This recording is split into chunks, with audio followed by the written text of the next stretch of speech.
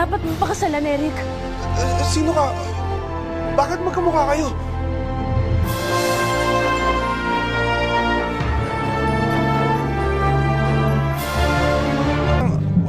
Paano ba nangyari to? Sigurado may sa impact ang babaeng yan, Eric.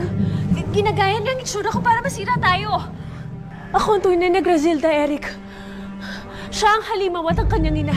Sinundan niya tayo sa Fantasia upang guluhin. Ano bang pinagsasasabi mo dyan, ha? Huwag mo nga guluhin ang kasal namin. Guard! Guard! Hulihin niyo nga itong babaeng to! Bilisan niyo! Eric, ako ang tunay na Grazilda.